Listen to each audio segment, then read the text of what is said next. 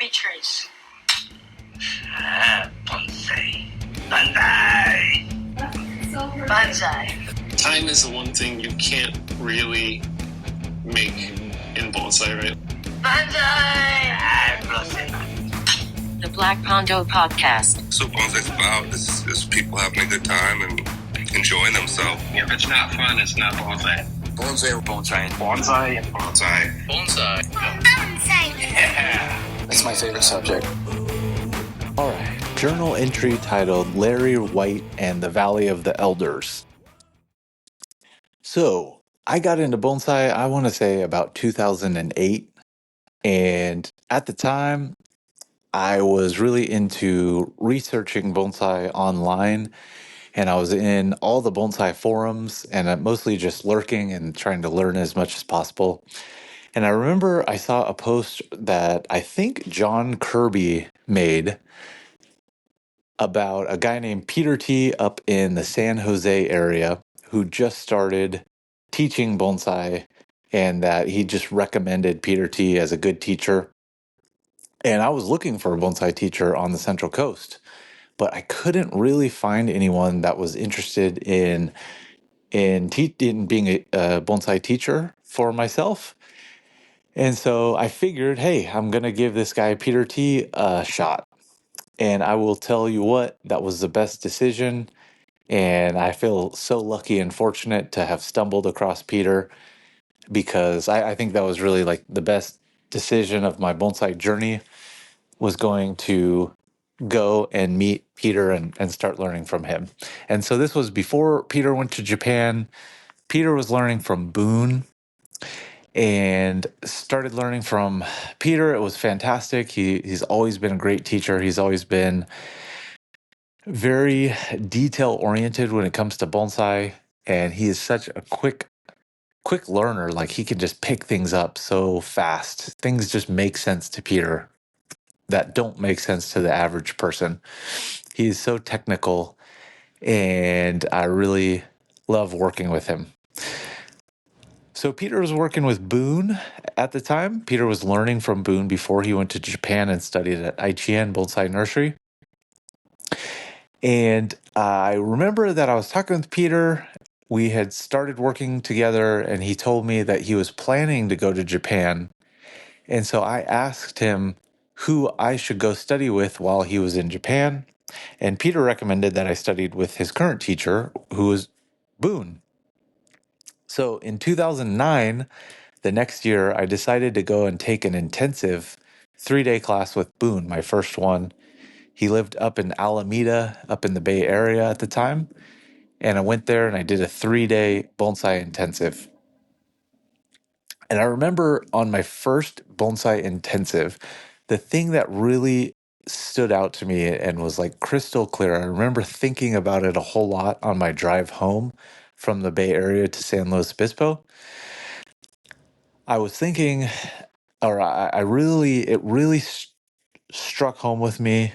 I really realized that the best conifers are collected, generally speaking, at least within his yard, and there are some exceptions to this, but generally speaking, the best conifers are going to be collected, and the best deciduous or broadleaf evergreen trees are going to be slow grown, or not necessarily slow grown, but grown over a very long amount of time from seed cutting or air layer, or from just a very early age.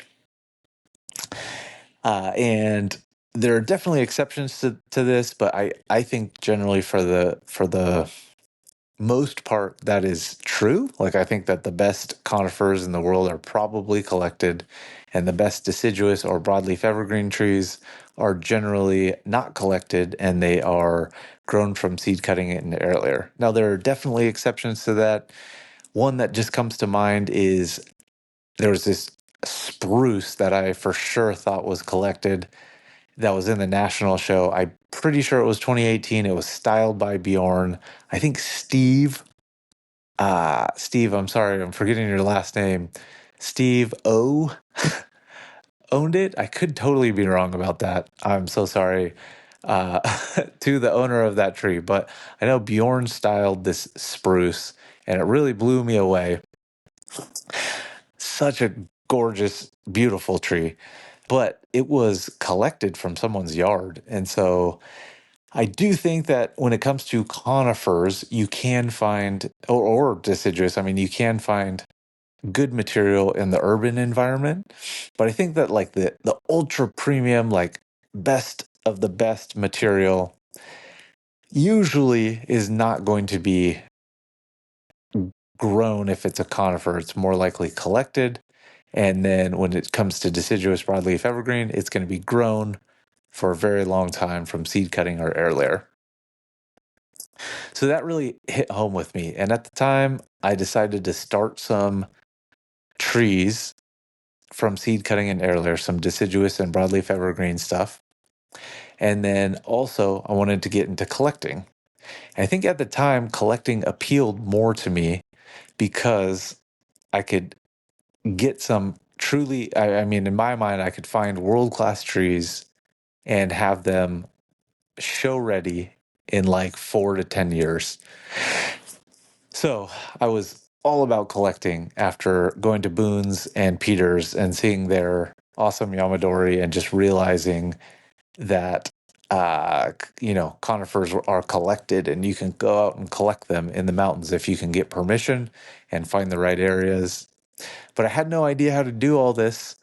I just knew that I really wanted to get into collecting, like really, really wanted to get into collecting. I was so excited, so enthusiastic. I was like, I'm going to be such a good collector. But I had no idea what I was doing. I had no idea how to collect or anything like that. I remember posting on the Bonsai Nut forums, and my post was something along the lines of like, I would sacrifice my firstborn and cut off my arm or something like that if someone would take me on a legitimate collecting trip up into the mountains. And of course, totally joking there, but that's how I felt kind of. I just really, really wanted to go collecting, had no idea how to start. And I do remember, so Eric Schrader, one of the organizers of the Pacific Bonsai Expo and owner of Bonsai Fi, messaged me back then. He private messaged me and he basically totally hooked me up and told me how to get permits in the White Mountains to collect Utah juniper. And still feel extremely fortunate and feel like I owe him a big time for giving me that information, teaching me that information. And that started my collecting journey with bonsai. So back then I would drive, I think I had a little Mazda 6 and I would drive up to the White Mountains by myself and collect Utah junipers, stuff them in the back, and I would just go up there by myself. Uh, didn't really know what I was doing exactly, but I collected a few little trees. Nothing like mind blowing, but some decent little trees. I've ended up selling all those Utah junipers since. It wasn't a whole lot of them, but just started learning the collecting process. And at that time, there used to be a bonsai forum, and I can't remember the name of this forum right now. Uh, there was a bonsai forum, and the forum had a podcast. And on the podcast, the guy was based in San Jose. If anyone knows the name, please let me know. I can't remember. But he interviewed this guy named Larry White. And Larry White was a guy that was based in the greater San Jose area who was really into collecting bonsai. He had collected, I think, mostly Sierra juniper, although he collected other trees as well, oaks and boxwoods and California junipers.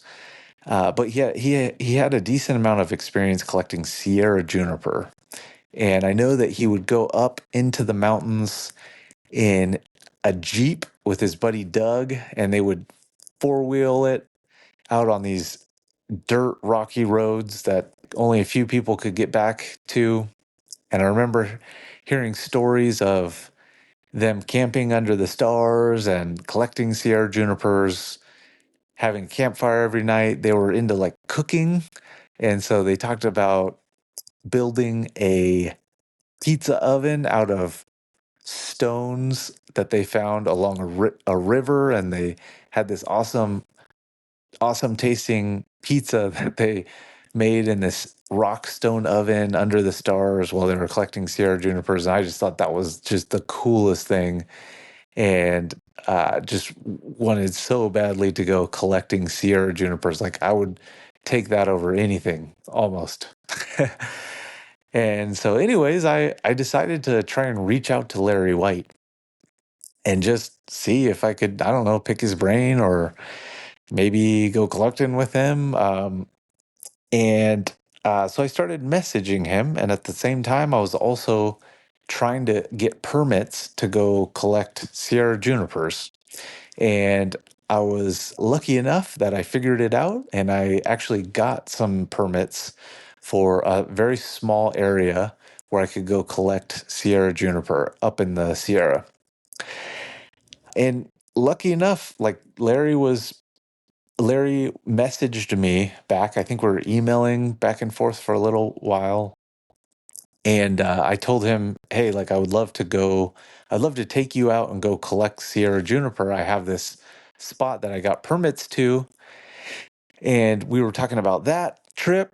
But then while we were talking about that trip, I forget what it was exactly.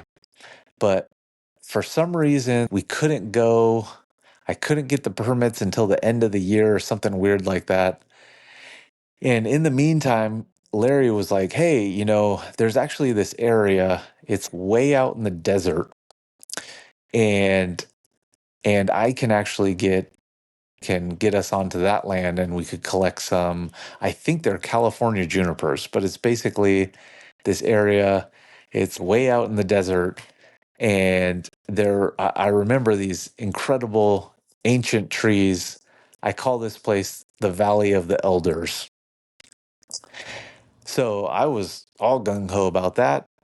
Had never collected a California juniper before, only the Utah junipers. And I was like, okay, let's go. So we started communicating back and forth through email, figuring out, okay, who's going to bring what. And we're just going to camp. We're going to take his truck and go out on these dirt roads and I was all about it. So we drive out to Bakersfield. We meet up in Bakersfield. And we had a sushi dinner. We talked about bonsai, which was great. And I got into his truck and we got loaded all our gear up into his truck and we started driving out. And this was already really late. I remember being tired already when I got to Bakersfield. It was like 7:30 or so. We ate. So we didn't hit the road again until it got later. And by the time we started driving out into the desert, and interesting thing is Larry is a very unique individual. And I feel like on the podcast, he was somewhat professional, I would say. However, in person, I don't know if he just felt comfortable around me or what, but he was just not scared to be himself, and absolutely love Larry White. But at the time, I was actually like a little bit worried.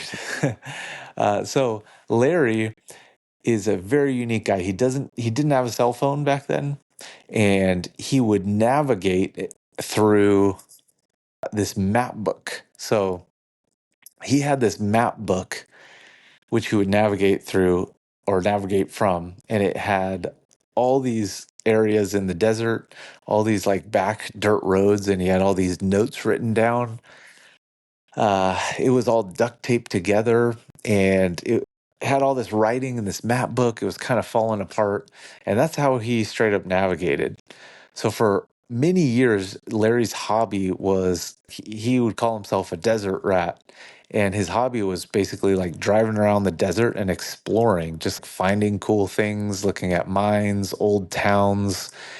and just anything interesting. It was really cool and different, something that I haven't experienced, and that was really cool to me and still is to this day. But he's just different dude.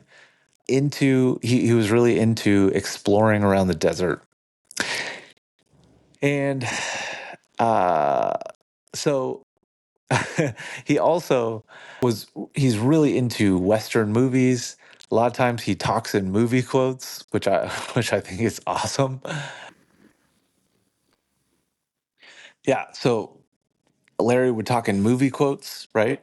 Like Western movie quotes. He was really into Western movies, and he listened to really different music and was just passionate about all these interesting things like the Salton Sea.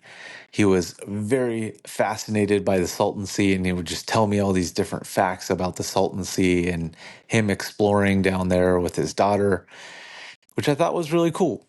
But I was really tired that night. It was the first night that we really met, and I'm in this guy's truck that I had never met before. We're driving out into the desert.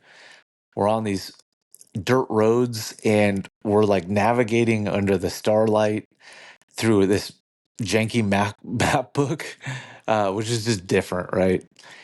And the combination of being tired, I think at a certain point, Larry was kind of like, oh, shoot, like I'm not, his confidence was lowering slightly. Like, not, I mean, like he was always knew he was going to get there, but we would go down one dirt road and then we'd turn around and that wouldn't be right.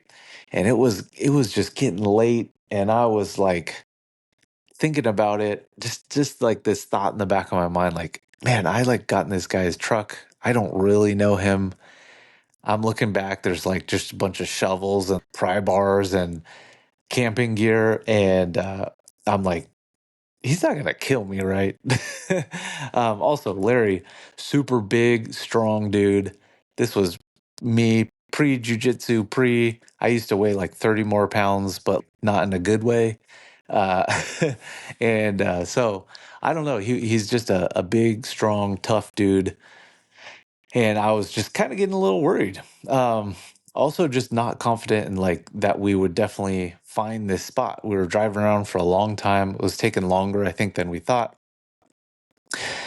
I'm gonna say it was like midnight, and we start driving up this hill, and I could see Larry was like getting excited, but I kind of was like, I don't know if this is it or not. And so we're driving up this hill, and eventually we get to the peak. I'm like just super tired, start driving down into this valley. And as soon as we cross over the peak, you could start seeing all these gnarly, ancient, twisty junipers. Like they were just massive trees, and we both were just so excited. And my anxiety about like not finding the place and like Larry killing me just instantly went away. And I was like, all right, like we're good, everything's gonna be good. And Larry and I got out of the truck, and we were just running around looking at all these gnarly ancient trees in the moonlight, super excited. And we found the Valley of the Elders. So ran around, but it was really late. We were both really tired. We just camped out. I set up my tent, but he just went to sleep under the stars. And we woke up in, right in the Valley of the Elders. And it was all good. So basically, there was just these big, gnarly, awesome trees. To this day, I don't actually know if they're California junipers or Utah junipers. And I don't really know exactly where we were because we went out there and it was super dark. And I wasn't trying to like be coming back to this area or anything like that. One of the problems with this area was that all the trees were massive. Like you would need heavy machinery to collect them. And part of the deal that Larry had with the owner of the property was that we would not be using any type of heavy machinery. It was just like shovels and what we could use, what we could use with our hands. So we weren't taking any big, massive trees home. I mean, not like, you know, heavy machinery type trees, but there were some just really cool trees. I don't know if they're California or Utah. They could be, some of them could have been hybrid. What's interesting is we did collect a few trees from there, and I heard different things from different people. The foliage quality seemed finer than California junipers. And I heard from a lot of people they thought they were Utah junipers, but they didn't also look like Utah junipers. So I really don't know if they're Utah or California. Not that it really matters. To this day, though, like I remember I collected just a couple trees out there. I know I gave one to a friend named Greg, who's up in the Bay Area, as a gift for letting me stay at his house a bunch of times when I would go up and see Boone for intensives. Um, but Larry got a few nice trees. He got one that he called, I helped him collect this one. He called it Big Sexy. And this tree was like very big. I mean, relative to the other trees out there, it wasn't that big, but it was probably like 4.5 feet tall and 4.5 feet wide. And this tree was just a big fat juniper, which which had like one massive live vein on the left hand side, and then just like a perfect blade of dead wood that came to almost like a sharp point. So it got like skinnier and skinnier as it went out, and it was 4 feet wide or something like that. It did have some nice movement to it. It was a really cool tree. It was big. So this tree, like literally, we drove right up to the tree. We dug it out, took a while to dig out, and both of us had to pick it up and push it into the back of his truck. So it was definitely a large tree. But he got that one, and I remember he collected like a formal upright tree. I guess I'm skipping the fact that I think that Larry is an absolutely incredible person. And he really was like a teacher, mentor kind of guy for me. And he's just a very cool, very interesting guy. Still into bonsai, but I think he sold a lot of his collection, which surprised me. And he had some really nice trees, some really great trees, but just a really interesting dude. Like so talking about Larry's personality, so did custom glass work. He had a glass shop in the greater San Jose area. He was also into antique glass reproduction signs, which were absolutely gorgeous. Like he would use gold leaf and he would make these perfect antique reproduction signs. He was just like an all-around artist, so he could draw, he could paint. His daughter could paint really badass pictures too. Uh, Larry also was he was into bonsai, which is great. And he built this miniature Western town at his shop. He called it the Town of Machine. He had like a full on, what do you call this? Like a lookout. So it was like this wooden post. I'm doing a horrible job explaining this, but he had this like fort lookout thing that was like way up in the air, and he would cook people steaks, and then they'd go up there and they'd eat thick steaks up in this lookout fort thing, which I just think is hilarious and awesome. And he built this. It was like a 3/4 miniature size, so they were pretty big. Like you could go into this town. There was the saloon and all these different buildings, and it was all Western themed. And thinking about it now, I was just talking to Peter T about Larry White because we're both friends with him.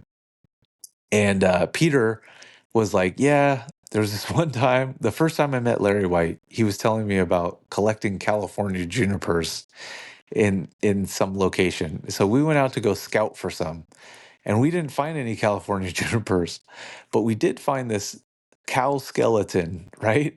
And Larry's like, oh, I'd really like that for my town. And Peter's like, all right, like throw it in the back of my car. Let's, because they took Peter's car that time. And you can just throw it in the back of my car, this cow skeleton. And Larry was like, that was the day that I knew that we would be buds, when you let me throw my cow skeleton in the back of your car and take it home. So Peter and Larry, I know they're good friends as well. And just talking a little bit about Larry's like interesting and cool personality. I just absolutely love the guy. Um, so I guess back to the Valley of the Elders. So we collected a few trees. Um, I found trees with pretty good roots, and I would never collect anything that didn't have very good roots. But what impressed me about Larry was he collected a few trees, and this was Big Sexy was one of those trees, and really like he didn't get that many roots. And I guess I'm somewhat hesitant to almost even talk about this because like I don't want people to go out there and collect trees without a lot of roots. But Larry had done this many times and he was very successful, like one of the most successful people in collecting trees without that many roots and getting them to live. So I guess just touching on that a little bit. So like personally, I only wanted trees that had a lot of roots because I did not have very much experience. And I wanted to like put them in full sun. Kind of my strategy is to put them in full sun right away, or, just a limited amount of shade. And you can only do that if they have a really good root system.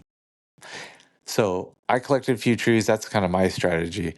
Larry would do the same with trees that had a lot of roots, but with trees that didn't have a lot of roots, he had this very interesting mist house that he kept them in.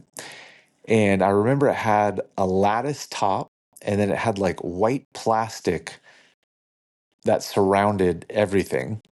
And then he had this misting system, or maybe it was a fogging system, where he had all the boxes, like all the pumice that he had his trees growing in, that was all covered with wood, but high enough so that air could penetrate the soil, and then like he could water them as needed. But essentially, like he was keeping the mist water, the water that came out of the misters or the foggers, off of the soil and off the roots so that the root system didn't stay too damp, but it did mist the foliage. And what was interesting about this is he had a very high success rate in getting these trees to live. However, the negative part was that it took a lot longer. When I collect a tree and I get it into full sun or almost full sun, I like start feeding it right away, and uh basically like they recover very quickly. Like you start getting new growth very, very quickly. And within 1 year, you could repot or style the tree, generally speaking, if I collect something. With that way, it would be like 2 or 3 years before you could work on it. So I definitely think like it's one option for trees that don't have a lot of roots, but I definitely do not recommend that. I don't like the idea of people going out and collecting trees without roots. I don't know if I should even be talking about this, but I don't know, I am. I have also heard of a guy in the Bay Area as well who collects trees, and then or there's like a few people that do this, but they put a black bag over the trees, and they just essentially keep a very high level of humidity on the tree, on the foliage of the juniper, to get them to survive. Now, I don't know the details at all with that way of doing it, and I definitely would not recommend it. But just talking about like some of the methods that I've seen. Personally, I mean, I will not collect a tree unless it has quite a few feeder roots, a good amount of roots. I could get a root ball. That's also why I like collecting up in the Sierra, where you're collecting on rock and you're basically getting a pocket of roots that's growing in some duff or in like a big crack of granite, and you can extract the entire root ball or a big portion of it. You can get a lot more feeder roots that way as opposed to collecting, say, for example, like a Utah juniper or a California juniper, which are basically growing in dirt. And sometimes it can be hard to get a lot of roots that are close to the base of the tree. Of course, there's different techniques that you can use. Some of those trees layer themselves. California junipers definitely layer themselves naturally. And, you want to go out after it rains when you're collecting California junipers, but I don't really think California junipers in general survive the collection process as much as Sierra junipers do. Like I think that you have a much higher success. You can be a much more successful collector of trees on rock that grow in rock pockets than you can trees that grow in like a desert type environment in terms of success rate of having them survive after you collect them. That's my thoughts. Someone could probably definitely prove me wrong, but that's kind of what I'm thinking about that. So, anyways, yeah, I guess that is kind of my story, my main story. I guess with Larry, we ended up becoming good friends, and there was probably like a good 6 years where we'd probably go collecting like 3 times a year for 2 or 3 days, 2 or 3 nights. And mostly it was up in the Sierra. It ended up being up in the Sierra.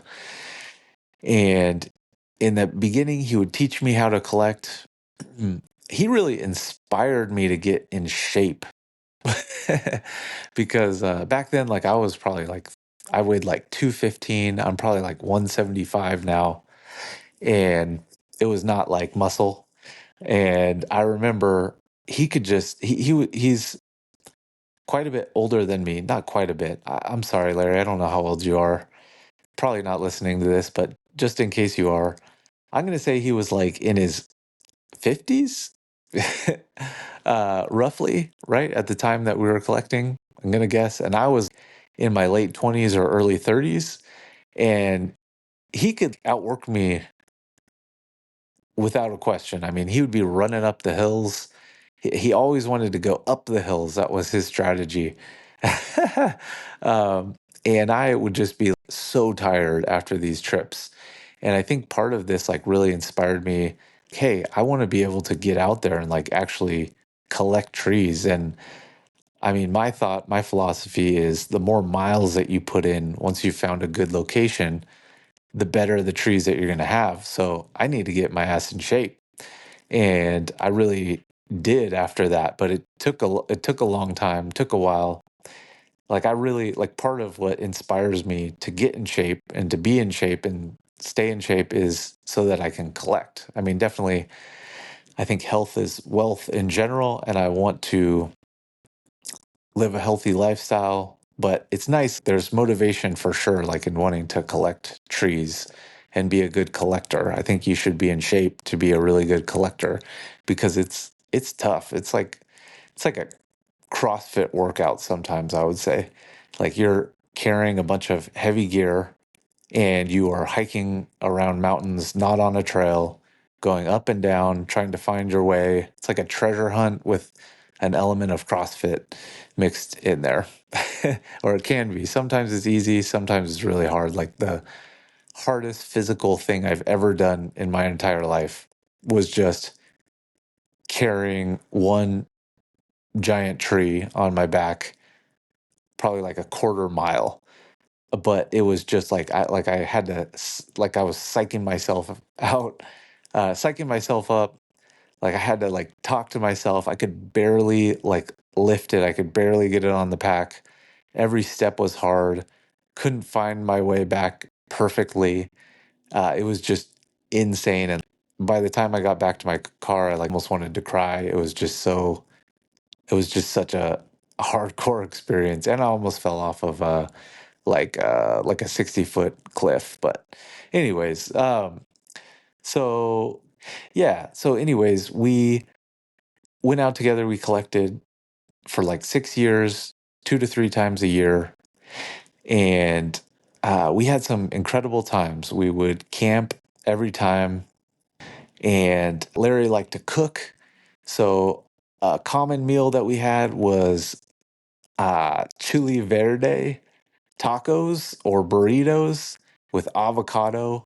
And he would make that, and we would just shoot the shit about bonsai over a campfire. We'd make dessert sometimes. Larry made really good cowboy coffee. He used like this percolator thing, which I don't know. I've never made coffee with a percolator before, but he made this really strong espresso roast in the mornings, and it would just get me pumped to go collecting every morning. And yeah, we would just have a lot of fun just getting up into the mountains. This was all like pre-kids for me, and we would just collect a lot of trees together. I know that he collected some really big ones. We collected this one together. We used a deer cart to get it down. So usually I'll tie the trees. We would tie the trees on the back of a metal frame hunting pack with a ledge on the back. This tree was too big to do that. So we used this deer cart, which is like used for hunting as well. But essentially it's like almost like a stretcher kind of thing that goes down in the middle portion, and there's two off-road wheels on there. So you kind of like wheel it along when you can wheel it, but we would pick it up when we had to cross over something or the terrain was just too rocky or unstable. And massive, massive tree. And I think there's a guy in the Bay Area named Cholo that bought that tree and a bunch of other trees from Larry. So I know Larry closed up he sold his business off, I believe, and retired, which is awesome for him. And I'm not exactly sure where he is living these days. I know he was up in the Sierra for a while, and then he was like out in the desert somewhere.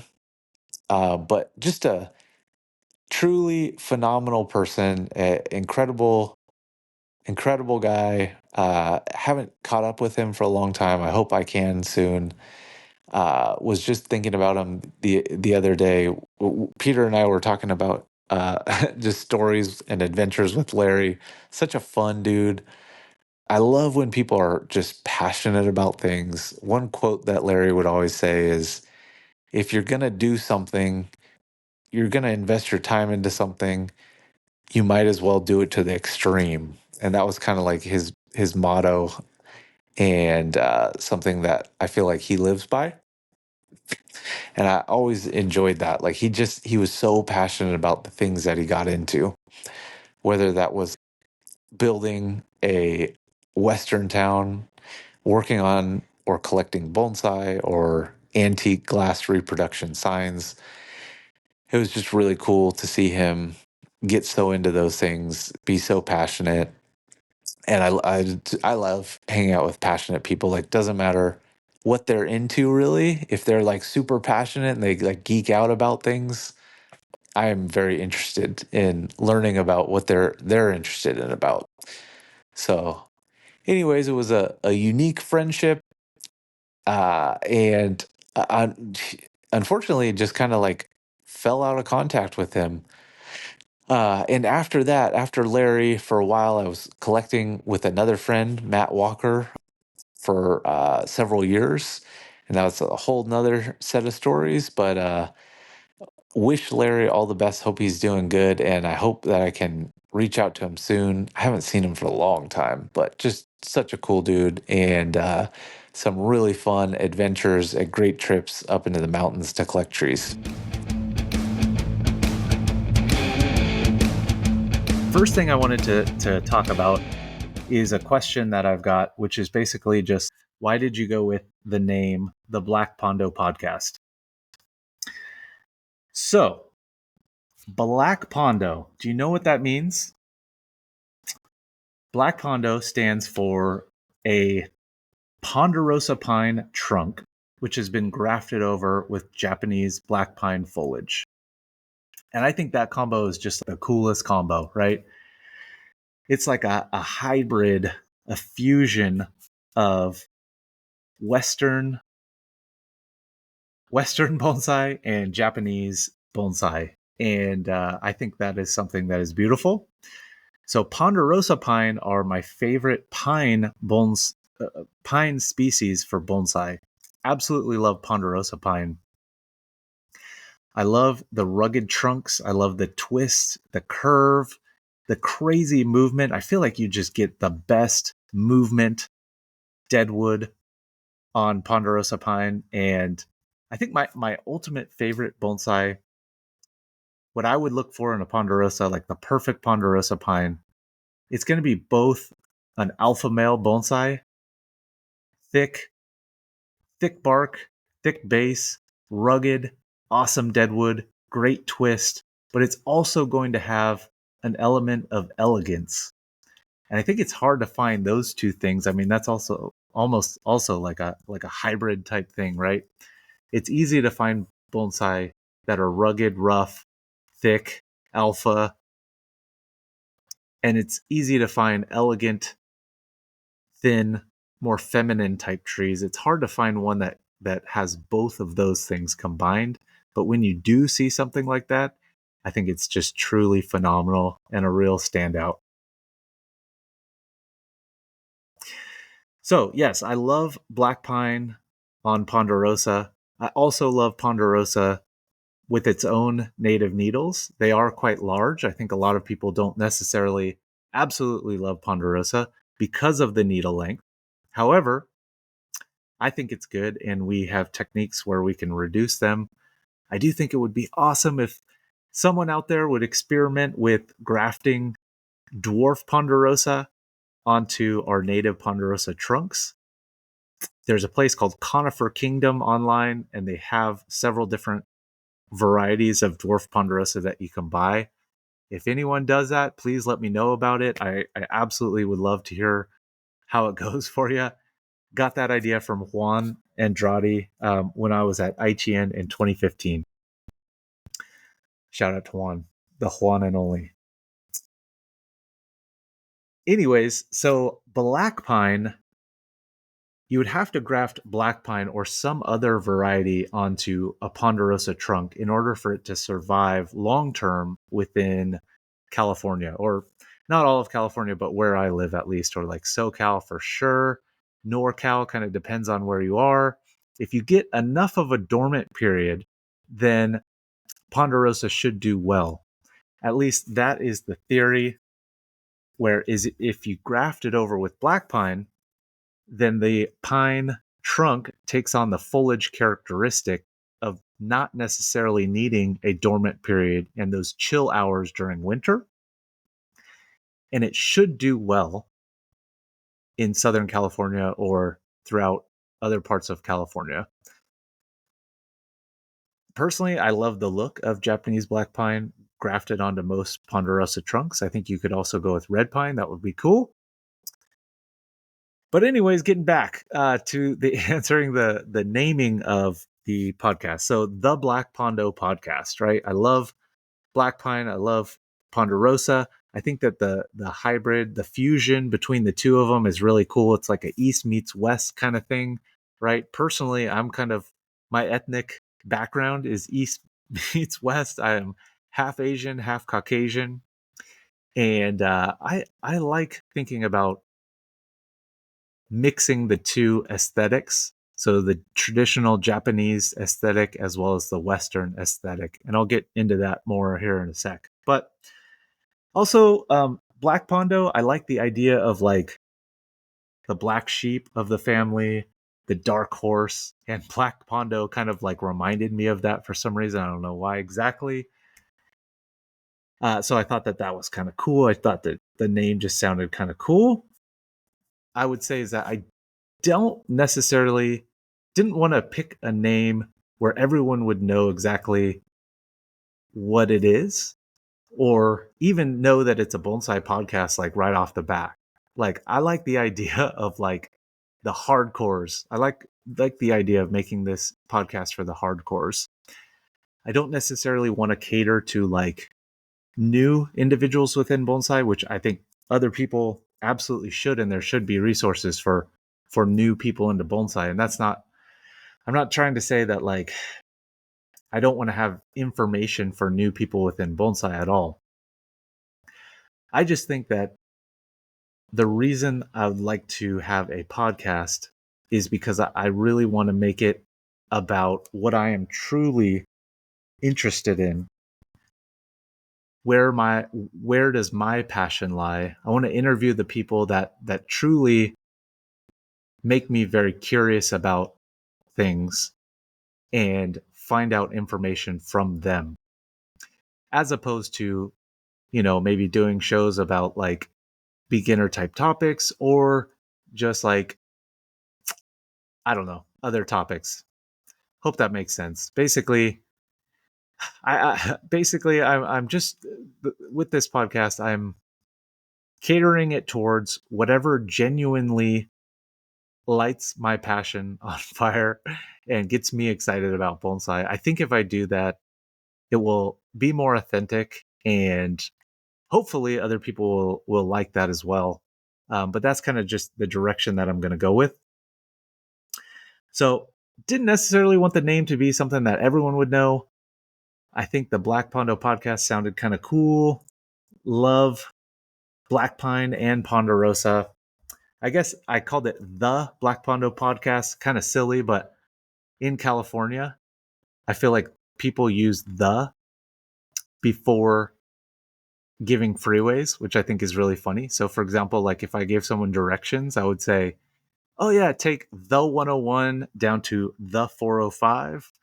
Whereas people in other parts of the country, they may not say that. And so, yeah, kind of a California specific thing. This podcast is going to be based out of California. I'm recording it from San Luis Obispo County right now. And yes, I don't know, California isms, funny things.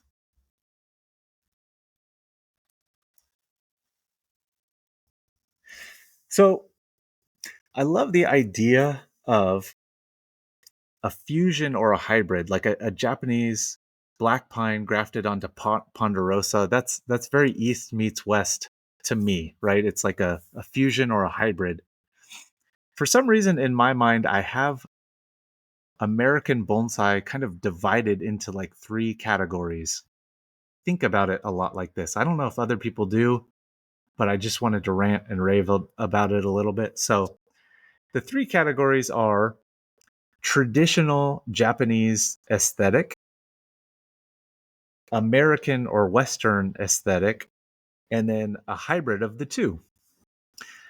So, first off, talking about bonsai that I would categorize as more traditional Japanese, right? So, what I'm talking about there is the bonsai that you would find within a Japanese professional's nursery in Japan, or maybe at the kokufu. I'm talking about bonsai containers that you would see in the kokufu. I'm talking about the traditional species and varieties of trees that you would see in the kokufu. So that's kind of like the traditional Japanese category, right? Then we have our American or Western category. And in that category, that includes our native varieties, our American or Western potters, American styles or Western styles, based off how our trees are growing in the native environment. And then you kind of have a hybrid of the 2. So you can mix those 2 different aesthetics. And I think that that's kind of what we do in American bonsai right now. So I think most people are kind of mixing the 2, right? And some people lean further into the traditional model, and then some people lean further into the American or Western type aesthetic. So let's say, for example, like you are going to design a composition for the Pacific Bonsai Expo. What, tree, stand, pot, accent, companion plan are you going to go with? And are you going to go with a 50-50 hybrid? Or are you going to lean 100% traditional? Are you going to lean 100% American or Western? I feel like most people go with a hybrid of the two. I think it's fun to think about what percentage is more Japanese and traditional and what is more American or Western. So, for example, let's say you had an Itoagawa juniper in a Chinese antique pot. You had that tree on a David Niddle stand, and you had a Pyrosia accent. So I would consider that quite traditional Japanese, whereas the stand maker is American. However, David Niddle stands look quite a bit more traditional. Beautiful, incredible stands, by the way, but more traditional. So I would say that I would consider that something like 90% traditional and like 10% more American, modern. Whereas let's say if you went with like an Itoagawa foliage grafted onto Rocky Mountain juniper trunk in a now Tokatake pot with an Austin Heitzman stand, and let's say maybe you went with a grass that grows natively near Rocky Mountain juniper. This is kind of a weird composition. But if you went with that, would that maybe be like 60% American, 40% more traditional? I don't know. I'm not saying that like there's a perfect percentage. How do you quantify something like that exactly and precisely? I don't know if you can. I don't think you really can say it's like 60-40, but you could kind of make an estimate there, right? And is that valuable or useful? I don't really know, but like I think about it all the time. I don't know. Do you think about that? I'm not really sure. Um, I think about in a garden, for example, like if let's say money wasn't a factor, money was not a limiting factor. You had all the money in the world and you were going to make the perfect bonsai garden for yourself. Would you create a garden that was a hybrid of traditional Japanese and American bonsai?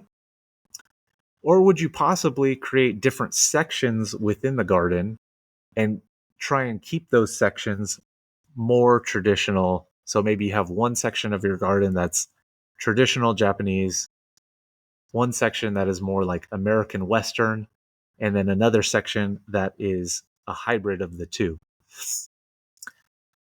I like to think about that. In some ways, I feel like separating the different aesthetics is almost easier in some ways than creating a really good hybrid that works really nicely. Like if you had all California native plants in one section of your garden and you kept the original native foliage and then you used native accent plants as landscaping plants or trees in the garden, I think that could look really nice together, right?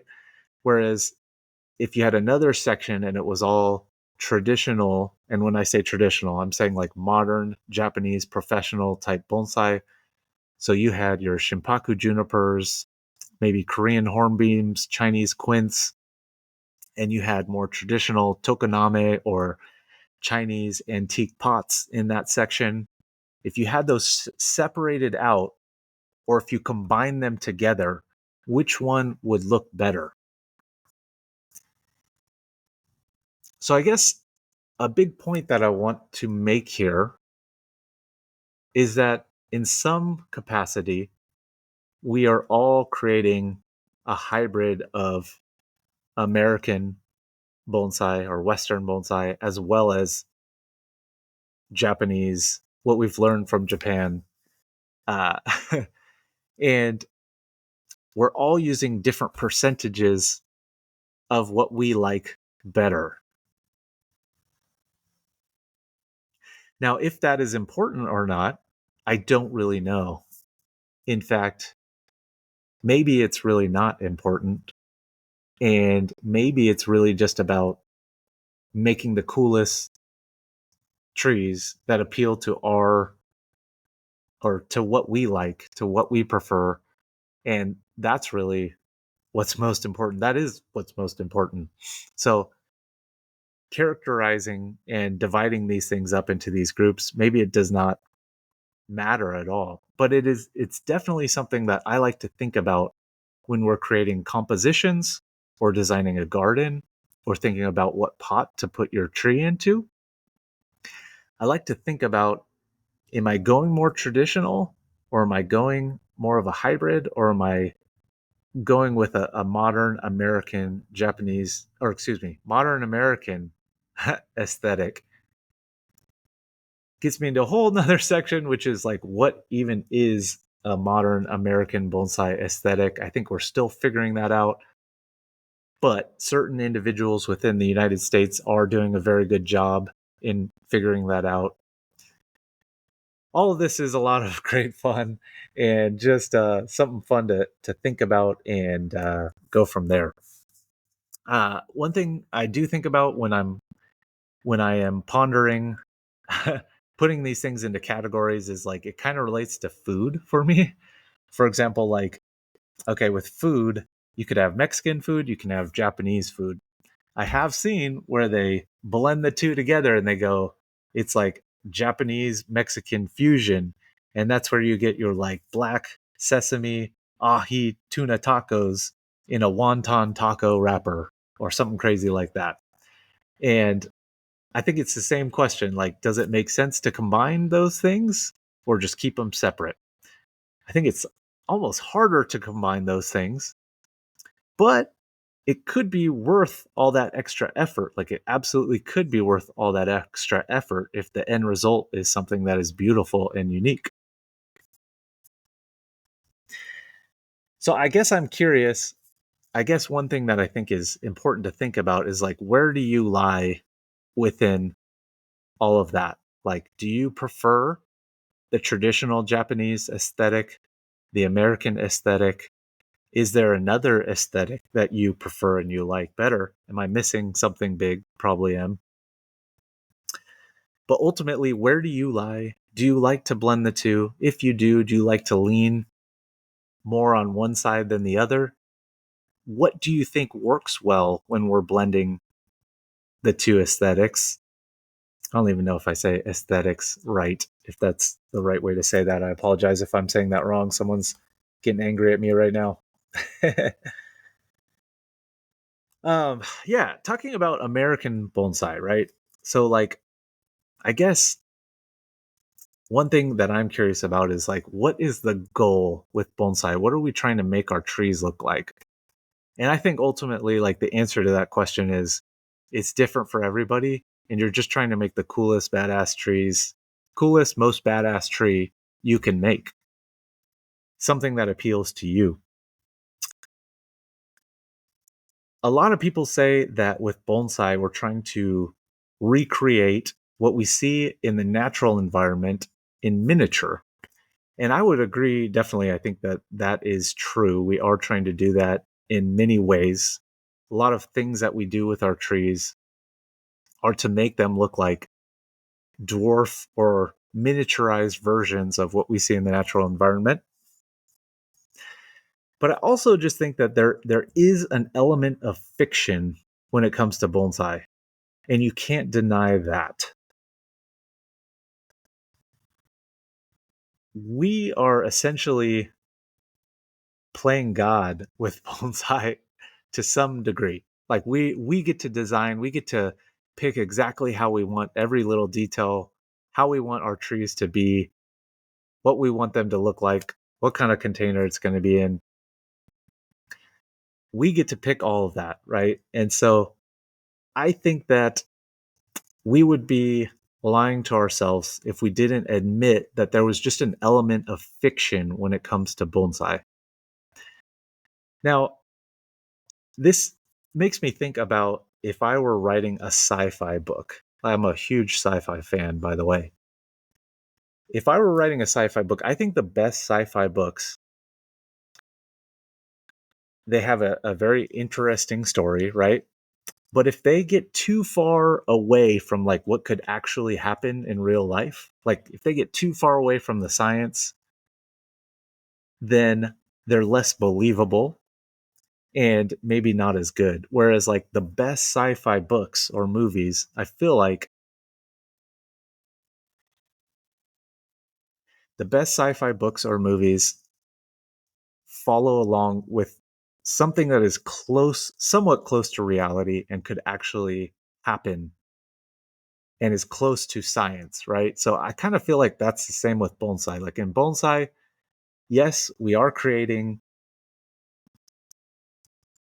what we see in the natural environment in a miniature version, but there's definitely an element of fiction where we get to play around and do whatever we want. Ultimately, the goal is just make cool trees, make what you think looks good, make what appeals to you. For me, not everything has to be exactly how it would be within the natural environment. And I do also think that some trees just don't look that cool in the natural environment. Like, we are looking at the rarities, the oddities, the like 1% of 1%, the twisted, contorted ponderosa pine, right? That's growing all crazy in the rock. Whereas a lot of ponderosas just grow ramrod straight, aren't that interesting, grow kind of like a Christmas tree. And we're not doing that within bonsai. We get to dictate exactly how we want to make these trees. And therefore, we would be denying ourselves if we were saying that there's not actually an element of fiction within bonsai.